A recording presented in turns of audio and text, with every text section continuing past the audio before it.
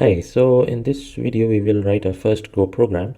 So what I have done is I have created one directory, Go Mega Tutorial, and I'm inside this directory. You can create any directory that you want, and in that directory we'll create a module.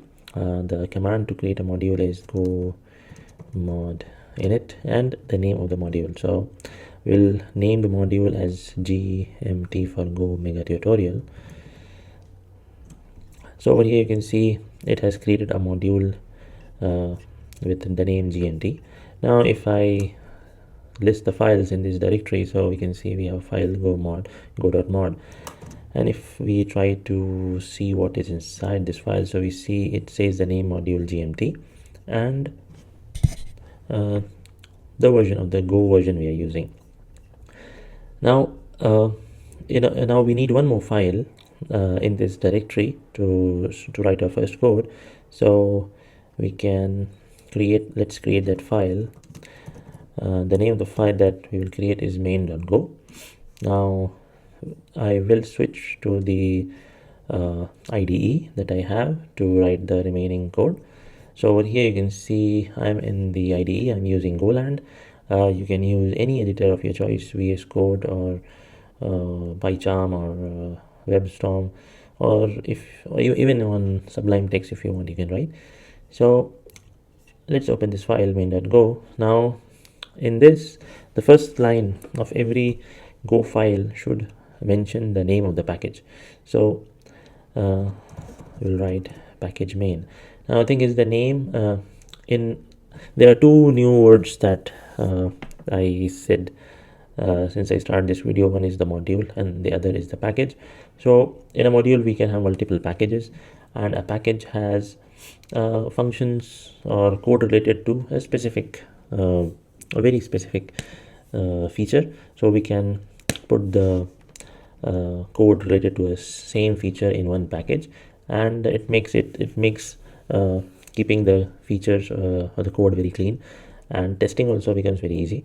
So more on the package later on in this series. So for now we'll first write package main, and and then we'll write a function. The name of the function should be func main. So over here inside this we'll try to print hello world. Okay, so now if I come here, and you can see that when I wrote fmt.println, it imported the fmt package. Now let's run this first. So in order to run a file, we'll say go run main.go. Now if I run this, so you can see over here it will print hello world. Now let's understand what actually happened here. So like I said, every Go file should have the main should have a package declaration at the very top. Now main has a special meaning in Go. Whenever we run our code, so the entry point of our code is actually the main package, and inside the main package what Go compiler looks for is the main function. So main function does not take any parameters, neither does it return anything. It just runs whatever is inside of this function. Now the next thing is we wanted to print hello world on the terminal. So hello, unlike other languages, like if you are coming from JavaScript or from Python, so we have print or console.log. For that we don't have to import any package. But over here, in order to print something on the terminal, what we have to do is we have to import this package. This is how we actually import fmt, and inside the fmt package there are lots of functions that we can use, and we will be using later on in the coming up videos. So we are using println with whatever message we want. So we are using hello world. So println will give us a new line. It will put a new line in the end. So that is why after printing, our next prompt is coming in the new line.